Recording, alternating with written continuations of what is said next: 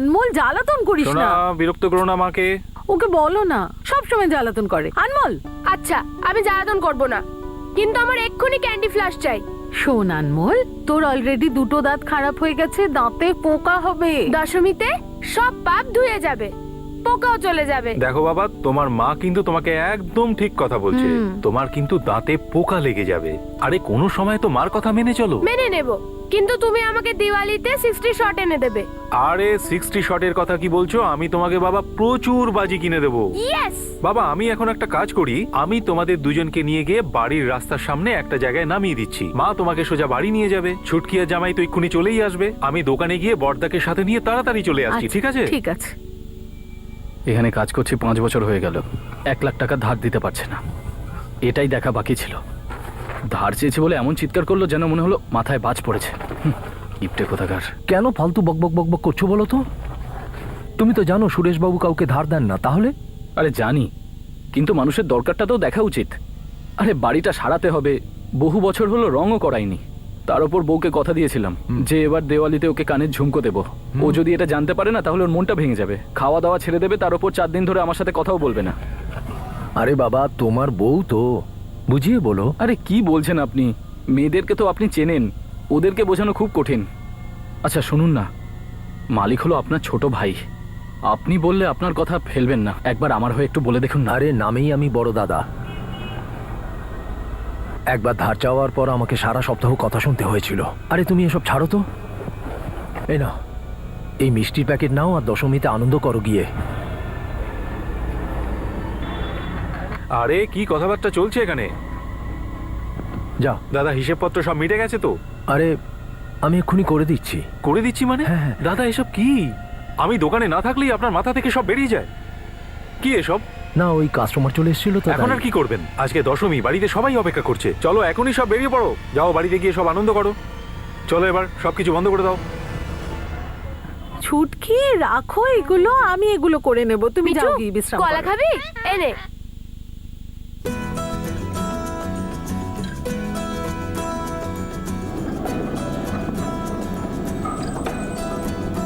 অনেক দেরি হয়ে হ্যাঁ গেল। দাদা, শুধু একটু মন দিয়ে কাজ করো জেঠু, তবেই। কেমন তোমরা আছো? এসে গেছো? আরে আমার সোনা ছেলে। বাবা হ্যাঁ বাবা, শোনো বলো। শোনো, প্রণাম কি শোনো হয়েছে? না। বেঁচে আরে কোথায় নিয়ে যাচ্ছ শোনো। বলো না। হ্যাঁ, জানো কি? আজকে না আমাদের বাড়িতে টাকা চুরি হয়ে গেছে। সে কি তাই? কি আনমোল, ভিতরে যা যা। কেমন আছো? সব ঠিকঠাক আছে? কি বলছে নাকি আবার চুরি হয়েছে? আসতে বলো, সবাই আছে। ওই আমি বোধহয় কোথাও ভুল করে রেখেছি। আরে লুকোচ্ছ কেন? বলো না আমায় কি হয়েছে। হয়েছেটা কি? আসলে আসলে ছুটকি আমন আর বিনোদের জন্য খামে করে টাকা রেখে দিয়েছিলাম। বাড়ি এসে দেখছি ওর মধ্যে টাকা নেই। তারপর ওর মধ্যে আবার টাকা রেখে ওদের ঠিক। দোলের সময়ও চুরি হয়েছিল, আমরা কাজের লোককে ছাড়িয়ে দিয়েছিলাম। আর দশমীর দিনও আবার চুরি হলো। আমি না সবার সাথে কথা বলে এবার দেখবো হচ্ছেটা আরে কি। শোনো শোনো না। দাদা, আনমোলের জন্য এতগুলো গিফট এনেছো, আর আমাদের জন্য মেলা থেকে কি এনেছো? আমি দিচ্ছি 1 মিনিট। হ্যাঁ, কি করছো কি তুমি? তোমারই ভাই বোনরা, উৎসবের দিন তুমি ওদের সন্দেহ করছো? একটু মাথা খাটাও। তাতে হলোটা কি? নিজের লোক বলে নিজের ঘরে চুরি করবে?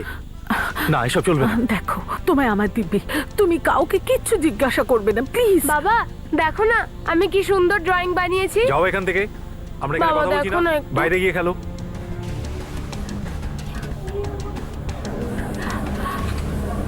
আরে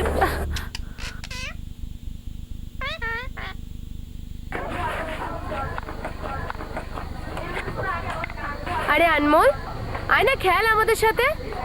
আবার কি হলো ওর? অশুভর বিরুদ্ধে শুভর জয়, এটাই হলো দশমীর অর্থ।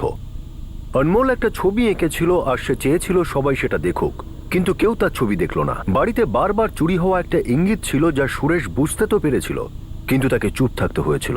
এটাই প্রথম ভুল। একজন অপরাধীকে সাহস জোগানোর আরো একটা সুযোগ করে দিয়েছিল সে। বাবা, আনমোল, ডাইনিং টেবিলটা ভালো করে পরিষ্কার করো, কিছু যেন না থাকে। কোথায় যে যায় ছেলেটা? আনমোল, 9টা বেজে গেল। বাবা, আমান, হ্যাঁ, বলো তুমি কাকিমা। আনমোলকে কোথাও দেখেছো কি? না। হয়তো বাইরে খেলছে, যাও গিয়ে ডাকো, বলবে মা ডেকেছে। আচ্ছা, ঠিক আছে গ্লাসটা আমায় কাকিমা, দাও, গ্লাসটা ডেকে ধরো। দিচ্ছি। আচ্ছা, ঠিক আছে। আনমোল, আনমোল,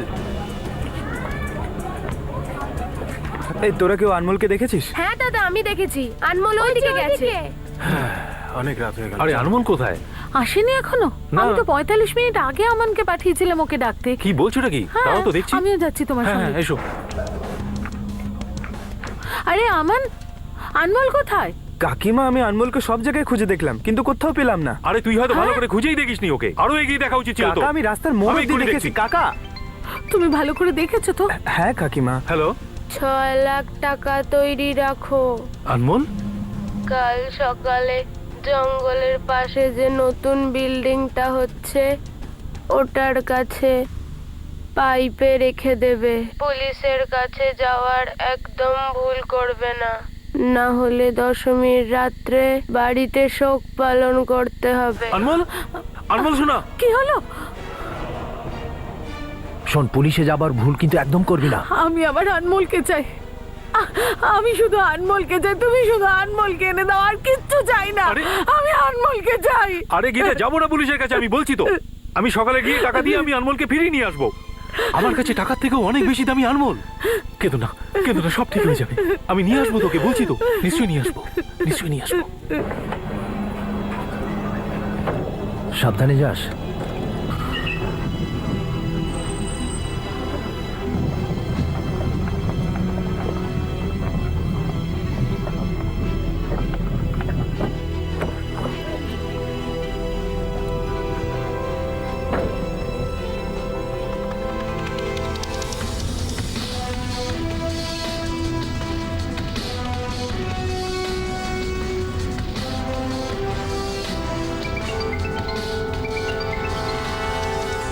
হ্যালো, টাকা রেখে দিয়েছো? হ্যাঁ রেখে দিয়েছি।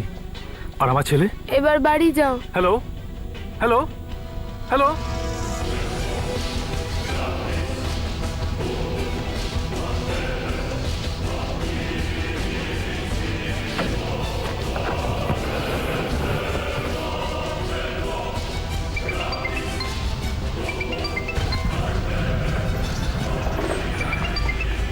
হ্যালো, হ্যাঁ গীতা বলো।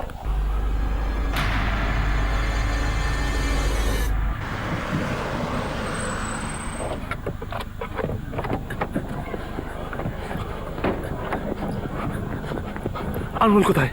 কোথায় উপরে?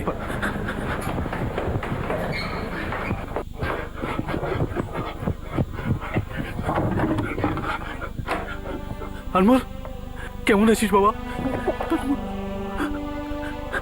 কেমন আছিস? তোর কিছু হয়নি তো? তুই ঠিক আছিস তো বাবা? আরে বল না আমার শোনা। যখন থেকে এসেছে চুপ করে আছে, খুব ভয় পেয়ে গেছে, কিছুই বলছে না। বাবা তুই একদম ভয় পাস না। চলো জামাই। আমার শোনা ছিল, কারা ছিল ওরা? কে নিয়ে গেছিল তোকে? তুই ওকে চিনিস? বল না বাবা। বাবা শোনা, তুই বাইরে গিয়েছিলিস, তারপর কি হয়েছিল? কোথায় নিয়ে গেছিল ওরা? হ্যাঁ হ্যাঁ বল, বল না শোনা, ভয় পাস না। আমি যখন বাইরে গিয়েছিলাম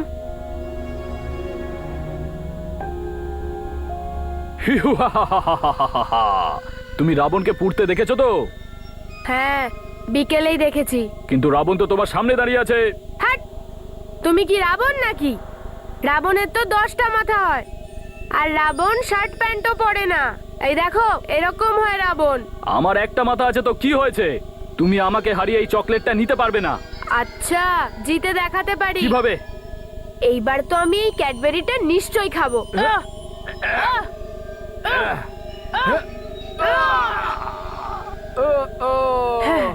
কোনোভাবেই এই চকলেটটা আমি নিতে দেব না, এটা আমার কাছে থাকবে।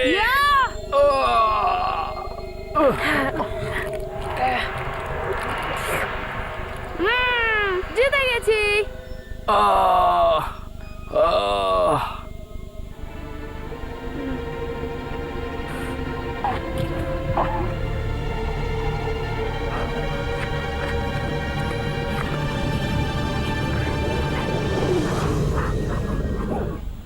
তারপর? চোখে কাপড় বাঁধা ছিল। ওই লোকটা আমাকে লাইন মুখস্থ করাচ্ছিল। মায়ের কাছে যেতে চাস? যেতে চাই। যেতে চাস? হ্যাঁ। তাহলে যেটা আমি বলবো সেটা ভালো করে মুখস্থ করে নিবি, একদম পাখির মতো। যত তাড়াতাড়ি মুখস্থ করতে পারবি তত তাড়াতাড়ি বাড়ি যেতে পারবি। যখন ফোন হাতে দেব তখন সেটাই বলবি যেটা আমি তোকে শেখাচ্ছি। বলবি 6 লাখ টাকা রেডি রাখবে 6 লাখ টাকা রেডি রাখবে কাল সকালে। কাল সকাল? আবার সকালবেলায় আমায় ফোন করতে বলে আর হাত ধরে বাইরে নিয়ে আসে। সোনা, তুই কি ওই লোকটার মুখ দেখতে পেয়েছিলিস? না, ও হেলমেট পরেছিল। চল বাবু, তোর বাড়ি চলে এসেছে।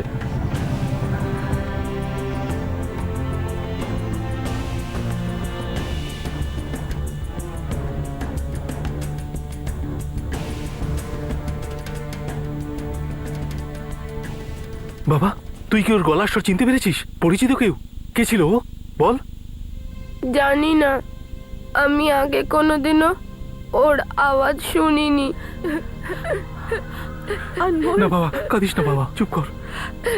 ভয় পাস না বাবা, ভয় পাস না, তোর কিচ্ছু হবে না। তোর বাবা তো তোর সাথেই আছে। তোর বাবা তোর কাছে থাকলে তোর কিচ্ছু হবে না। কেউ তোকে ছুতেও পারবে না, বুঝলি? এখন তুই একটু রেস্ট নে। আনমোল, শুয়ে পড় বাবা, মার কাছে শুয়ে পড়। কেউ কিচ্ছু জিজ্ঞেস করবে না তোকে। অনমোল বাড়ি ফিরে এসেছিল ঠিকই।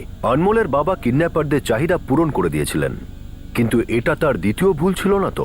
অনমোলের উপর এই ঘটনার খারাপ প্রভাব পড়েছিল। তার মনে একটা আতঙ্ক চেপে বসেছিল। এখন সে না বাড়ি থেকে বেরোতো, না বন্ধুদের সঙ্গে খেলতে যেত। রাতে আচমকা জেগে উঠত আর কাঁদতে শুরু করত। তার মা বাবা খুবই চিন্তিত ছিলেন। আর তারপরই এলো দিওয়ালির রাত। কি আনমোল, আমরা তো দারুণ মজা করবো আজ। আরে সবাই তো বাজি ফাটাতে শুরু করে দিয়েছে। আরে তাড়াতাড়ি করো, এবার তো বাজি পোড়াতে হবে। আরে এই দেখো, আমাদের বাজিও তো চলে এসেছে। দেখো কত বাজি রয়েছে আমাদের এখানে। আরে দেখো দেখো, এটাও তো রয়েছে। আরে বাবা, আরে চরকাও রয়েছে। আরে 65টা কোথায় গেল? ওটা আমি বারণ করেছি দোকানদারকে। কেন? আরে এক একটা বাজি 1000 টাকা করেছিল, এই জন্য। তাতে কি হয়েছে? 1000 টাকা দাম তো। আরে নিয়ে আসা উচিত ছিল তো। আরে আমার ছেলে আনমোলের এটা ফেভারিট তো। এই নাও 4000 টাকা। আর ঝটপট গিয়ে বাজি নিয়ে এসো। যাও যাও যাও, তাড়াতাড়ি যাও, তাড়াতাড়ি যাও। তাহলে চলো, আমরা এখন এই বাজিগুলো গিয়ে পোড়াই। চলো, হ্যাপি দীপাবলি। দেখলে, বাজির জন্য 4000 টাকা, আর বোনকে দশমীর আশীর্বাদে 1000 টাকা। তুমিও না, ছাড়ো তো, চলো।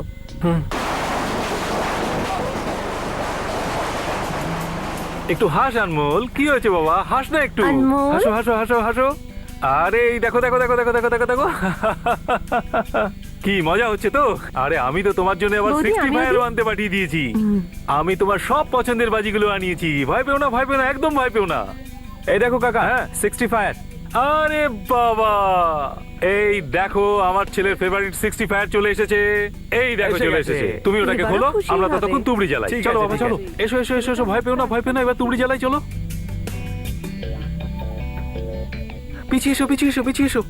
এই দেখো কি সুন্দর। আনমোল একদম চুপচাপ হয়ে গেছে, কারোর সঙ্গে কথা বলে না, শুধু মিঠুর সঙ্গেই কথা বলে। আরো কিছুদিন সময় লাগবে বৌদি। আমরা তো চেষ্টা করছি, দেখা যাক। ছুটকি, মিঠু না আওয়াজে ভয় পেয়ে যাবে। আমি ভিতরে গিয়ে ওকে উপরের ঘরে রেখে আসছি, ততক্ষণ তুমি প্রদীপগুলো দিয়ে ঠিক দাও। আছে হ্যাঁ? বৌদি। বৌদি, হ্যাঁ? ভেতরে যাচ্ছ যখন আমার জন্য একটা শাল নিয়ে এসো। ঠান্ডা লাগছে? হ্যাঁ। আনছি। আরে মিঠু, আওয়াজে ভয় লাগছে মানা, দাঁড়া, আমি তোকে উপরে রেখে আসছি, ঠিক আছে? কিচ্ছু হবে না, চল আস্তে আস্তে। তোর এখানে ভয় করবে না, ঠিক আছে? মিঠু, এইখানে তোর কোনো ভয় নেই, আসছি আমি।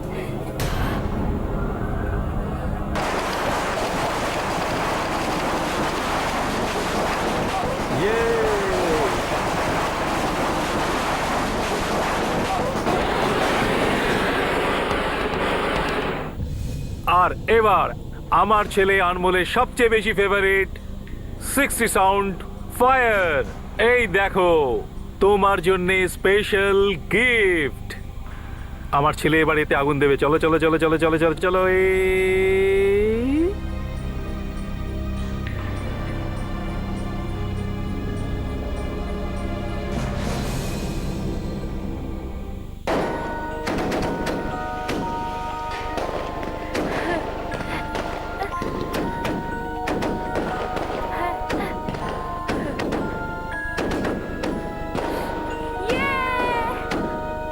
আমার ছেলে আনন্দ পেয়েছে, আমার ছেলে আনন্দ পেয়েছে। বাবা আমি তোর জন্য আরো নিয়ে আসবো। আমি গিয়ে মাকে বলে আসছি। হ্যাঁ বাবা, যাচ্ছি। হ্যাঁ আমি তোর জন্য আরো একটা আনাচ্ছি, আরো একটা নিয়ে এসো। মা, মা,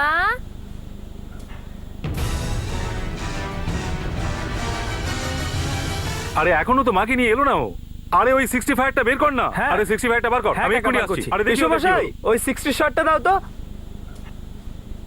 আরে আনমোল তুই কোথায় গেলি রে বাবা? তোর 65 তো রেডি হয়ে গেছে রে।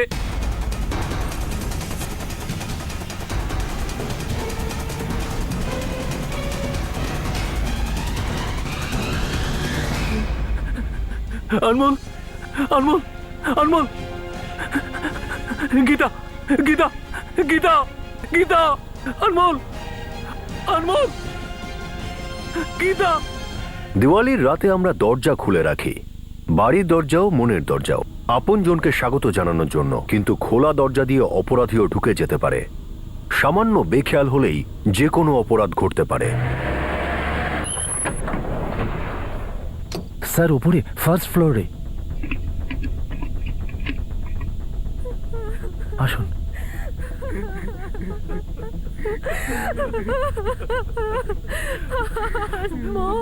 চুপ কর, চুপ কর।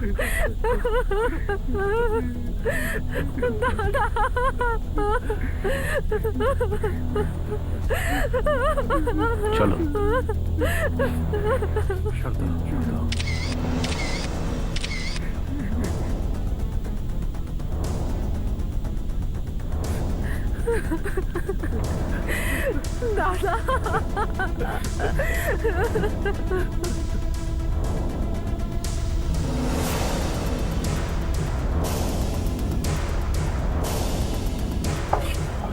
স্যার এদিকে একবার আসুন। স্যার এই দেখুন, লকারটা ফাঁকা।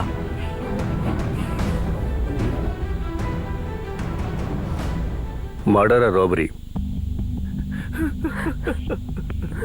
ক্ষমা চাইছি, আপনাদের কিছু জিজ্ঞাসাবাদ করার আছে। আগে আমি কমল, আমি আপনাদের ফোন করেছিলাম। ও হলো সুরেশ, আমার ছোট ভাই। ওরই স্ত্রী আর ছেলের একটু আগে মৃত্যু হয়েছে।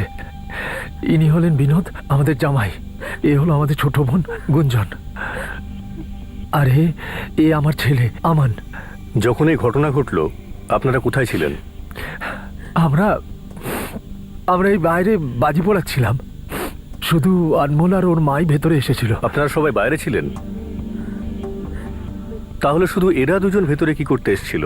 ওই পাখিটা আছে না, বাজির আওয়াজে ভয় পেয়ে যায়, তাই বৌদি ওকে ওপরে এই ঘরে রাখতে এসেছিল। আপনাদের কারোর সঙ্গে শত্রুতা? না ইন্সপেক্টর, কারোর সাথে কোনো শত্রুতা ছিল না। কোনো হুমকি দেওয়া কল কাউকে? আগে না, না স্যার। কারোর সাথে কোনো মনোমালিন্য? দশমীর রাতে কি হয়েছিল দশমীর দিন রাত্রে? আমার ছেলে আনমোলকে কিডন্যাপ করা হয়েছিল। আপনি পুলিশকে জানিয়েছিলেন? ইন্সপেক্টর আমরা খুব ভয় পেয়ে গিয়েছিলাম। তাহলে কি করেছিলেন আপনারা? আমরা মুক্তিপণ দিয়ে ওকে ছাড়িয়ে নিয়ে এসেছিলাম। তারপরে তো পুলিশের কাছে যেতে পারতেন। খুব বড় ভুল করে ফেলেছি ইন্সপেক্টর, খুব বড় ভুল করে ফেলেছি। আপনারা একটা অপরাধ ঢাকার চেষ্টা করলেন আর দ্বিতীয়টা সাক্ষ্য রাখলো। প্রথমে কিডন্যাপিং, তারপর রবারি, তারপর মার্ডার। স্যার দেখে মনে হচ্ছে মার্ডারের কোনো প্ল্যানই ছিল না। কেউ চুরি করবার জন্য এসেছিল আর মার্ডার করে চলে গেছে। মার্ডারটাও গলা টিপে করা হয়েছে, কোনো অস্ত্র ব্যবহার করা হয়নি। কোনো পেশাদার চোরের কাজ মনে হয় না। Right sir. দশমীর দিন এই বাচ্চাটারই কিডন্যাপিং হয়েছিল আর আজকে মার্ডার হয়েছে। পরিবারের প্রত্যেকটা সদস্যই সন্দেহের তালিকায়। একটা কাজ করো স্যার, সবার ঠিকুজি কুষ্টি বের করো, সুরেশেরও। আপনার কি মনে হয় আপনার সঙ্গে কেউ বদলা নেওয়ার চেষ্টা করেছে? মানে আপনার কোনো নিকট আত্মীয়? আসলে ইন্সপেক্টর আমাদের সাথে কারো সম্পর্ক এত খারাপ ছিল না। ওই কথাটা তো আপনি নিশ্চয়ই শুনেছেন, ঘরের শত্রু বিভীষণ। রক্তের সম্পর্কেও কত অপরাধ লুকিয়ে থাকে তা জানা নেই আপনার। আর আপনার ধন সম্পত্তি দেখে কারোর মনে যে হিংসা হয় না সেটাও বলা যায় না। ইন্সপেক্টর আত্মীয়দের মধ্যে তো এইসব থাকতেই পারে। আর আমার পরিবারের সবাই আমার উন্নতি দেখে খুশি ছিল না।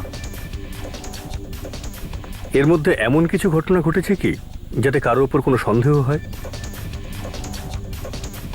সুরেশবাবু, আপনাকে এই জন্য এটা জিজ্ঞেস করছি কারণ এখানে রবারিও ইনভলভ আছে। দশমীর দিন সন্ধ্যাবেলা সবাইকে গিফট দেওয়ার জন্য যে খাম ছিল, ওখান থেকে কিছু টাকা চুরি করা হয়েছিল। চুরি করা হয়েছিল মানে? আসলে আমাদের বাড়িতে মাঝে মধ্যেই এই ধরনের চুরি হতো, এই জন্যই আমরা আমাদের বাড়ির কাজের লোককে ছাড়িয়ে দিয়েছিলাম। আর তারপরেও কিন্তু চুরি হওয়া বন্ধ হয়নি। আর এই ব্যাপারে আমি আমার পরিবারের সাথে কথা বলতে চেয়েছিলাম, জানতে চেয়েছিলাম, কিন্তু আমার স্ত্রী আমাকে আটকে দিয়েছিল। কেন? কারণ ও নিজের পরিবারের সবাইকে খুব বিশ্বাস করত।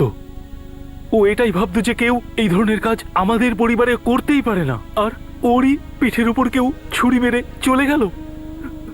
কাজের লোককে তো আপনি ছাড়িয়ে দিয়েছিলেন, বাকি থাকলো আপনার পরিবারের লোক। আপনার পরিবারের লোকেদের ওপর কারো ওপর আপনার কোনো সন্দেহ? মানে কেউ কখনো আপনার সঙ্গে টাকার কথা বলেছিল, কোনো অসুবিধায় পড়েছিল, আপনার কাছে টাকা চেয়েছিল কিন্তু আপনি টাকা দেননি, এরকম কিছু? বিনোদ ওর অফিসে টাকা নিয়ে নয় ছয় করেছিল, আর এই কারণেই ওকে চাকরি থেকে বের করে দেওয়া হয়েছিল।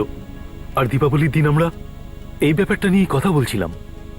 তা জামাই, এই ব্যাপারে তুমি কি ভাবলে? মানে আমি বলতে চাইছি তোমার ফিউচারের ব্যাপারে। দেখো, চাকরি চলে গেছে প্রায় 2 মাস হয়ে গেল, আবার তোমার সন্তানও আসছে, কি করে চলবে? এখন অত ভেবে আর কি করব, ওপরওয়ালা আছেন তো। তবে আপনি দেখে নেবেন, আমাদের জীবনে বাচ্চাটা যেই আসবে অমনি মা লক্ষ্মী নিজেই আমাদের বাড়িতে পদার্পণ করবেন।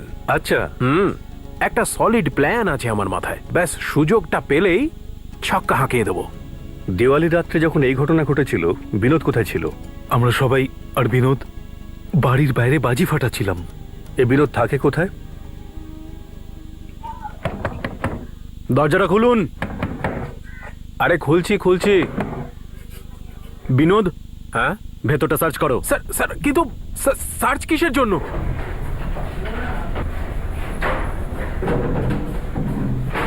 পুলিশ কেন এসেছে? আরে আমি কি করে বলবো, জিজ্ঞেস করলেও তো কিছু বলছে না। তুমি আবার কিছু করেছো নাকি? সত্যি করে বলো। পাগল হয়ে গেছো নাকি? হ্যাঁ, কোথায় কখন কোনটা বলবে একটু ভেবেচিন্তে কথা বলো। তিলকে তাল বানিয়ে দিতে পারে এরা। তুমি পুলিশের লোকেদের এখনো চেনোনি।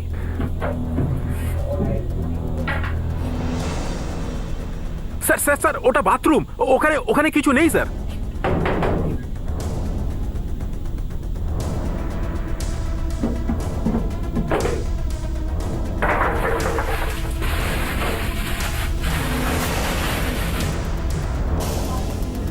কি এটা কি? হ্যাঁ স্যার স্যার, আপনি যেটা ভাবছেন সেটা নয় নিয়ে স্যার। চলো ওকে। স্যার স্যার স্যার স্যার, আমার চল। কথাটা শুনুন স্যার। স্যার, আপনি যেটা ভাবছেন সেটা নয় স্যার।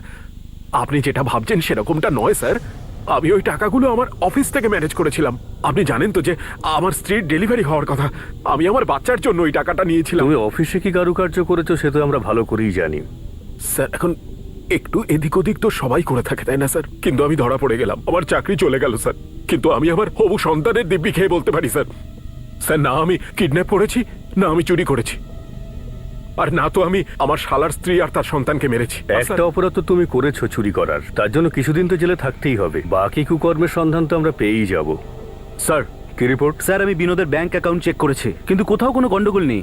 আর ওর কল রেকর্ড আমি চেক করেছি, কিন্তু ওতেও সন্দেহের কিছু নেই। ও সমস্ত কল ওর পরিচিত লোকেদেরকেই করেছে। একটা কাজ করো, ওকে ছেড়ে দাও। স্যার, কিডন্যাপিং এর দিন সুরেশের কাছে যে নাম্বার থেকে ফোন এসেছিল, ওই সিম কার্ডটা ভুয়ো ডকুমেন্ট দিয়ে নেওয়া হয়েছিল, আর এই নাম্বারটা দশমীর পরের দিন থেকেই বন্ধ। এটা হলো সুরেশের বাড়ি, আর এটা হলো সেই জায়গা যেখানে মুক্তিপণের টাকা রাখা হয়েছিল। এই দুটো জায়গার মধ্যে যে দূরত্ব সেটা হলো প্রায় 30 মিনিটের। কিন্তু এই কেসে মুক্তিপণের টাকা রাখা হলো, ফোন আসলো, আর 20 মিনিটের মধ্যেই বাচ্চাটাকে তার বাড়িতে পৌঁছে দেওয়া হলো, মানে 10 মিনিট আগে। স্যার, এটা দেখে তো মনে হচ্ছে এখানে দুজন ইনভলভ ছিল। প্রথমজন সুরেশের উপরে নজর রেখেছিল আর টাকার ব্যাগটা তুলেছিল, আর দ্বিতীয়জন যে 20 মিনিটের মধ্যে বাচ্চাটাকে বাড়িতে পৌঁছে দিয়েছিল। রাইট। সুরেশের বাড়ি থেকে 20 মিনিট দূরত্বের মধ্যে যে যে তার পরিচিত আছে প্রত্যেকের খবর নাও, ওর দোকানেও জিজ্ঞাসাবাদ করো। বলুন স্যার। সুরেশ বাবুর বাড়ির থেকে 20 মিনিটের দূরত্বে কে কে থাকে? স্যার, আমার বাড়ি তো ওনার বাড়ি থেকে প্রায় 1 ঘন্টার দূরত্বে। আপনি হয়তো আমার প্রশ্নটা ঠিক করে শোনেননি। ওনার পরিচিত, আত্মীয় স্বজন এবং দোকানে কাজ করে এমন কেউ? সাহেব, ওই রাজেশ মালিকের বাড়ি থেকে 20 মিনিট দূরে থাকে। আপনি কে? সাহেব, আমি লতা এখানে কাজ করি। দশমীর দিন ওর ঝামেলা হয়েছিল মালিকের সঙ্গে টাকা নিয়ে। স্যার একটু জরুরি কথা ছিল আপনার সঙ্গে। হ্যাঁ, তা বল না। স্যার, ভাবছিলাম এই বছর দেওয়ালিতে বাড়িটা একটু সারাবো। খুব বাজে অবস্থা হয়ে গেছে। হ্যাঁ, তা করিয়ে নে।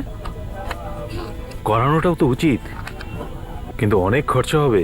হ্যাঁ, সেটাই তো। কম করে 1 লাখ টাকা তো খরচা হবেই। তাই ভাবছিলাম যে আপনার কাছে যদি ধার পেতাম। ধার? মানে অ্যাডভান্স। এটা কি লেখা আছে?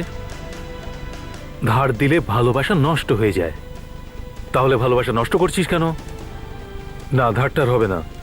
স্যার, আপনার কাছে না চাইলে আর কোথায় চাইবো? প্রয়োজন পড়লে তো লোকজন আপনার কাছেই আসবে, তাই না? আর এমনিতেও আমি ধার চাইছি, ফিরিয়ে দেবো। কিস্তিতে কেটে নেবেন মাইনে থেকে। তুই কিস্তি দিবি? কত টাকা মাইনে পাস তুই? 5,000, 10,000 টাকা কিস্তি দিবি? হ্যাঁ, আরে যদি বাড়ির কাজ করাতে হয়, মেরামত করাতে হয়, তাহলে টাকা জমা। আমার মাথাটা খারাপ করছিস কেন? ওসব ধারটার হবে না। এত বছর ধরে আপনার কাছে কাজ করছি আমি, এতটুকু বিশ্বাস নেই আমার ওপর? ফিরিয়ে দেব, কথা দিচ্ছি। আরে তুই বিশ্বাসের কথা বলছিস? বিশ্বাস তো আমি আমার দাদাকেও করি না। জিজ্ঞাসা কর তো আমি কখনো ধার দিয়েছি কিনা, আর তোকে দেবো।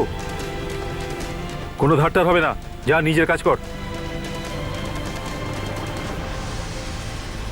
রাজেশ এখন কোথায়? আজকে কাজে আসেনি? না স্যার, দশমীর পর থেকে তো কাজেই আসে। ওনার অ্যাড্রেস দিন।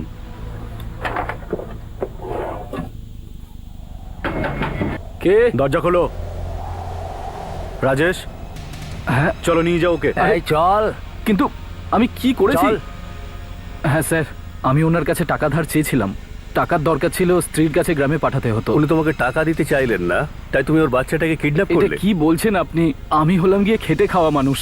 আমি আমি আমি কেন এরকম কাজ করতে যাব? আর এমনিতেও মানুষ যে থালায় খায় সেই থালাতে কখনো থুতু ফেলে? আপনিই বলুন স্যার। তুই বলছিলি তুই বিবাহিত, তাই না? হ্যাঁ। তোর স্ত্রী কোথায়? আগে স্ত্রী তো গ্রামে আছে। আরে গ্রাম মায়ের কোথায়? কাছে। ভোপাল। আরে ভোপাল গ্রাম নয়, গ্রামটা কোথায়? আগে ভোপালের ভাওড়ি নামে একটা গ্রামে স্যার। চল ঠিকানা লেখ। স্যার, আমার কথা শুনুন। বাড়ির ঠিকানা জেনে কি করবেন আপনি? সত্যি বলছি, আমি এই মার্ডার আর কিডন্যাপিং এ কোনো হাত নেই আমার। স্যার দেখুন, আমি খুব সৎ মানুষ স্যার। তুই যে কতটা সৎ সেটা জানার সময় হয়ে গেছে, বুঝেছিস? নিয়ে যাও ওকে। স্যার, আমার কথা তো এই চল, শুনুন। নিয়ে যাও। স্যার স্যার এরকম করবেন না। ওর কল রেকর্ডস বার করো। আর হ্যাঁ, ভোপাল পুলিশকে কন্ট্যাক্ট করো আর তাদের ইনফর্ম করো। ওর স্ত্রীকে জিজ্ঞাসাবাদ করতে তোমাকে যেতে হতে পারে। স্যার,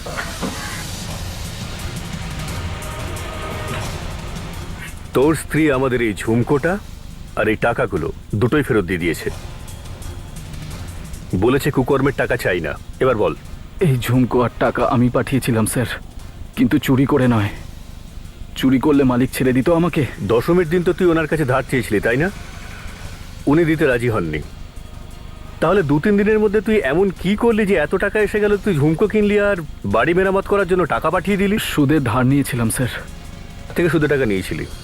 না স্যার, না স্যার, আমি বলছি কিডন্যাপিংটা আমিই করেছিলাম স্যার। আমিই করেছিলাম। বাচ্চাটাকে তুলে আমার বাড়িতে রেখেছিলাম স্যার। ভেবেছিলাম সোজা আঙুলে ঘি না উঠলে আঙুল বাঁকা করে বের করে নেব।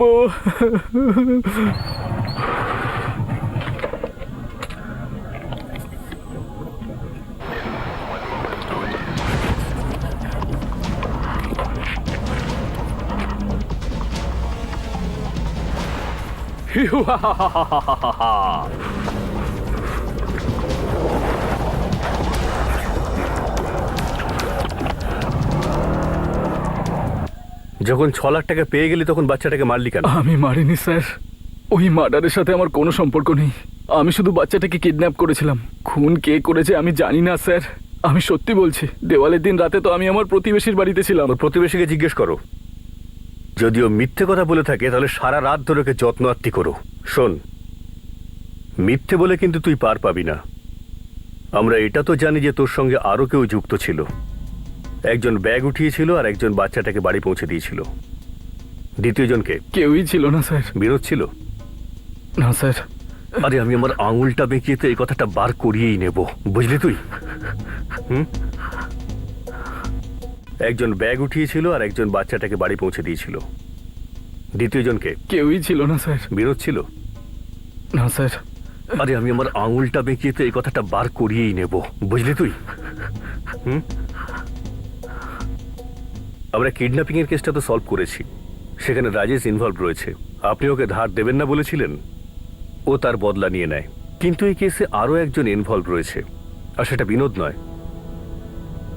বিনোদের ইনভেস্টিগেশন করা হয়ে গেছে, আর দুটো কেসেও ক্লিন চিট পেয়ে গেছে। আর যতদূর আপনার স্ত্রী আর আপনার বাচ্চাটার মার্ডারের ব্যাপার, রাজেশ তাতেও ইনভলভ নয়, কারণ সেদিন রাত্রে ও ওর বন্ধুদের সঙ্গে বাড়ির কাছেই পার্টি করছিল। সবিতা, ও যদি খেতে না চায় তাহলে অন্য কিছু খাওয়াও না ওকে। দাদা বাবু, আমি ওকে সব কিছু খাওয়ানোর চেষ্টা করেছি, কিচ্ছু খাচ্ছে না। আরে রান্নাঘরে তো অনেক খাবার আছে, ওগুলো নিয়ে এসো না। হ্যাঁ দাদা বাবু।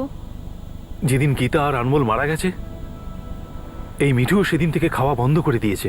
ওই পাখিটা আছে না, বাজির আওয়াজে ভয় পেয়ে যায়, তাই বৌদি ওকে ওপরে এই ঘরে রাখতে এসেছিল।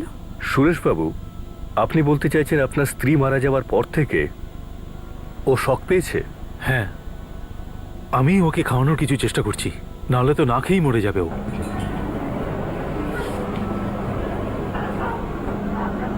যাদব স্যার, ডক্টর সাক্সেনা পশু চিকিৎসক, ওনাকে কন্ট্যাক্ট করো, বলো আমার ওনার সাহায্য দরকার। Right sir.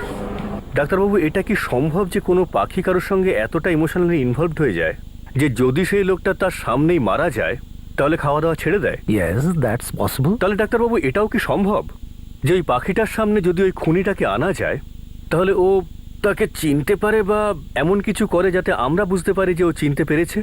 আপনারা জানলে অবাক হবেন, পাখির আইকিউ একটা 5 বছরের বাচ্চার সমান হয়। ও একদম সেইভাবেই রিয়াক্ট করবে যেরকম একটা 5 বছরের বাচ্চা করে। ও খুব ভয় পেয়েও যেতে পারে, আবার খুব রেগেও যেতে পারে। তার মানে এটা পসিবল? হ্যাঁ, একদম।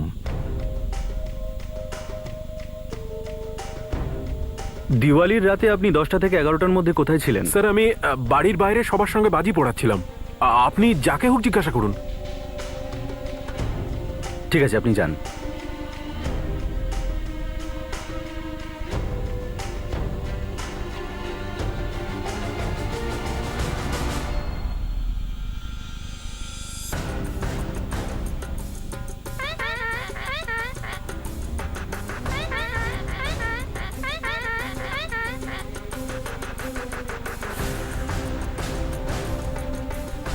দিওয়ালির রাতে তুমি কোথায় ছিলে?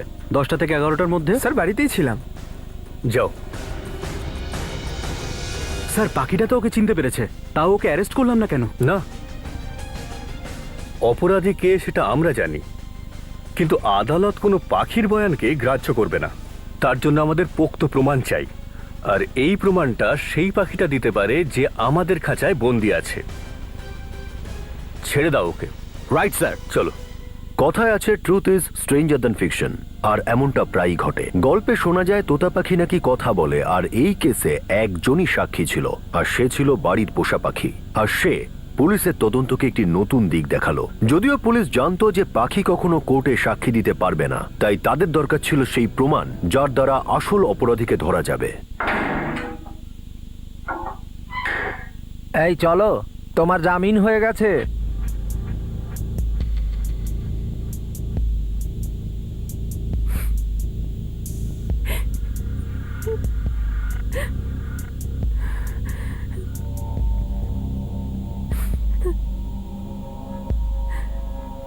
আমি জানতাম তুমি কিছু একটা করবে আমাকে ছাড়ানোর জন্য। কেন সবসময় এরকম উল্টোপাল্টা কাজ করো তুমি? জানো, গ্রামেও পুলিশ এসেছিল, কত চিন্তা হচ্ছিল আমার। কেন তুমি ফালতু ফালতু টেনশন করছো? কিচ্ছু হবে না আমার, তুমি চিন্তা করো না। এখান থেকে আগে বাড়ি যাই, তারপর বসে কথা বলবো, ঠিক আছে? দাদা একটু সাইডে দাঁড়াবেন। দাদা দাদা ফোন আছে আপনার কাছে?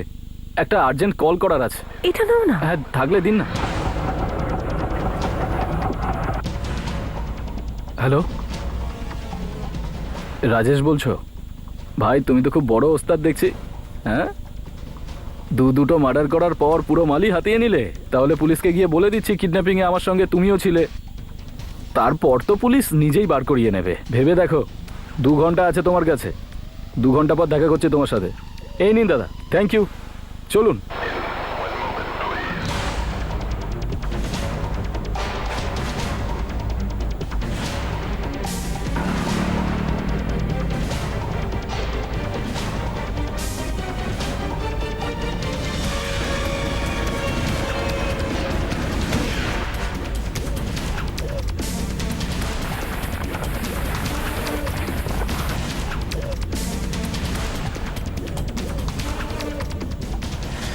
এই তো, এই সেই চিহ্নটা যেখানে আমি সেই টাকা আর গয়নাগুলো লুকিয়েছিলাম। কিন্তু কোথায়? এই যেখানে।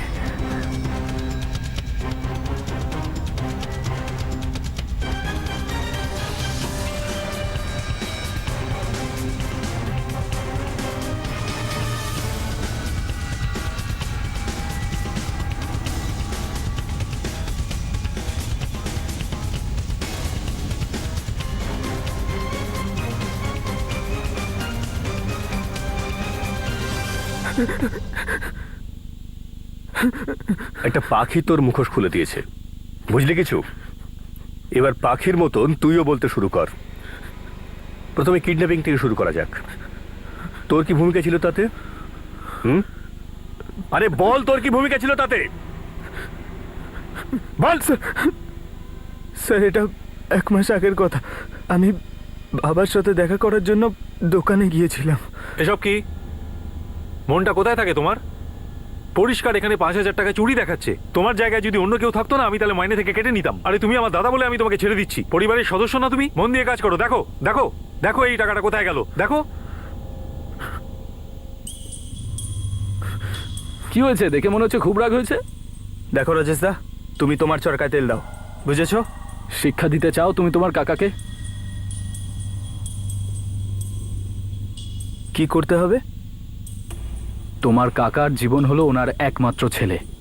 আমরা ওই বাচ্চাটাকে কিডন্যাপ করব। আর তারপর দশমীর রাতে আমরা দুজন সুযোগ পেয়ে গেলাম।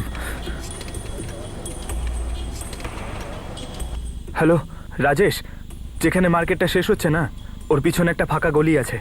ওখানে আনমোল একা যাচ্ছে, আর এটা কিন্তু আমাদের জন্য ভালো সুযোগ।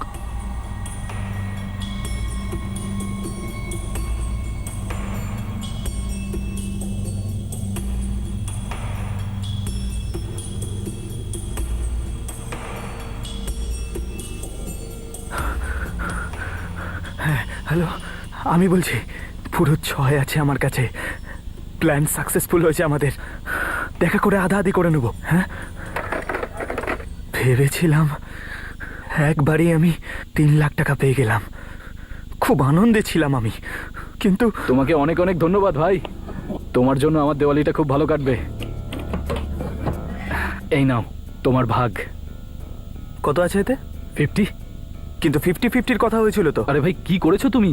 হ্যাঁ, প্ল্যানিং আমি করলাম, কিডন্যাপিংটাও আমি করলাম। তুমি কি করলে? শুধু এটুকুই বলেছিলে না যে ছেলেটা বাড়ির বাইরে গেছে আর একা, তো তার জন্য 50,000 টাকা অনেক। দেখ রাজেশ, আমার সঙ্গে চিটিংবাজি করছিস কিন্তু তুই। এক মিনিট, এটা ছাড়। কি বললি? চিটিংবাজি করছি? হ্যাঁ করছি। তো কি করবি? পুলিশের কাছে যাবি? ওখানে গিয়ে কমপ্লেন করবি? যা, এনে নে ফোন কর, নে পুলিশকে ফোন কর। আরে বল না, কি বলবি? হ্যাঁ, যে তুই তোর খুড়তুতো ভাইকে কিডন্যাপ করার প্ল্যান করেছিলিস আর সাহায্যও করেছিলিস। ওই রাজেশ আমাকে ঠকিয়েছিল। তারপর আমি ভাবলাম এইবার যেটা করব সেটা আমি একাই করব।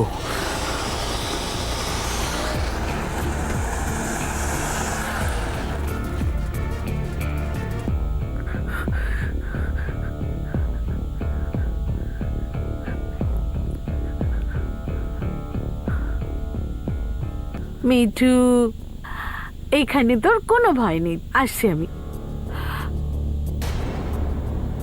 আমন, এই গয়না টাকা তুমি তুমি চুরি না করছিলে? কাকিমা, না না কাকিমা, তার মানে তুমি চুরি করিনি আমি।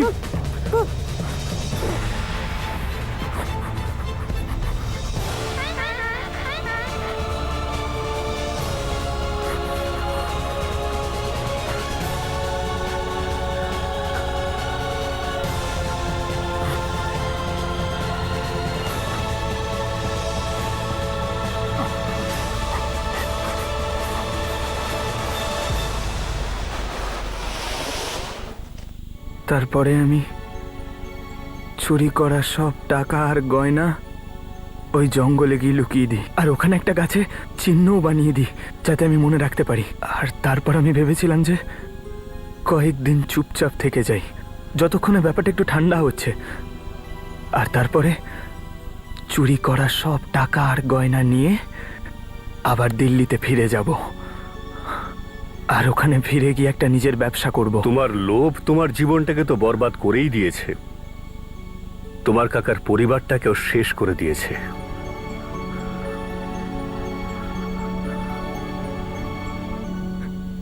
আমন আর রাজেশ দুজনের বিরুদ্ধেই চার্জশিট ফাইল হয়ে গেছে। দুজনের বিরুদ্ধে অপহরণ, প্রমাণ লোপাট আর পুলিশকে বিপথে চালনা করার অভিযোগ দায়ের হয়েছে। আমানের বিরুদ্ধে খুনের অভিযোগও দায়ের করা হয়েছে। এখন দুজনই আইনি হেফাজতে আছে। এই অপরাধের কাহিনীর মূলে এমন একটি চিন্তাভাবনা রয়েছে যা বেশিরভাগ মানুষকেই ভুল পথে চালনা করে থাকে, আর সেটা হলো লোভ। লোভ হলো এমন একটি কুয়ো যেখানে একবার নামলে আর সেখান থেকে বেরোনোর রাস্তা পাওয়া যায় না। আপনি গভীর থেকে আরো গভীরে তলিয়ে যেতে থাকবেন, বিবেক বুদ্ধি হারিয়ে যেতে থাকবে, আর নিজে থেকেই অপরাধ ঘটে যেতে থাকবে। পরিবারের কোনো একজন সদস্যের উন্নতিতে অপরজনের হিংসা, এটা কোনো নতুন বিষয় নয়। হিংসা হলেও সেটা তো মনেরই ভাবনা। কিন্তু হিংসার তো একটা ভালো দিকও থাকতে পারে, যে আপনি আপনার উন্নতির জন্য চেষ্টা করবেন, পরিশ্রম করবেন, নাকি অন্যের পরিশ্রমের আয়কে ছিনিয়ে নেওয়ার জন্য অপরাধ করবেন। আমানের সামনে দুটো রাস্তাই খোলা ছিল, কিন্তু সে শর্টকাটটাই বেছে নিল। সে অল্প সময়ের মধ্যে প্রচুর পরিমাণে টাকা চেয়েছিল, কিন্তু শেষ পর্যন্ত তার হাতে কিছুই এলো না, বরং তার হাতে দুটো খুন হলো। সুরেশের নিজের দাদা আর কর্মচারীদের প্রতি ব্যবহারকে হয়তো আমরা খারাপ বলতে পারি, কিন্তু তার পরিবর্তে রাজেশ আর আমান যা করলো তাকে ঠিক কোনোভাবেই বলা যায় না। আমরা প্রায়ই বলে থাকি লোভ খুব খারাপ জিনিস, ফলে এই ঘটনা থেকে এই শিক্ষাই পাই যে এই লোভ থেকে যত দূরে থাকা যায় ততই ভালো। আপনাদের সঙ্গে আবার দেখা হবে পরবর্তী এপিসোডে, আর সমাধান করব আরেকটি অপরাধের। ততক্ষণ নিজের খেয়াল রাখুন আর দেখতে থাকুন ক্রাইম পেট্রোল। শিক্ষা একজনের, জ্ঞান আমাদের সবার। জয় Hind. For more updates, subscribe to our channel, click the show links and enjoy watching the videos.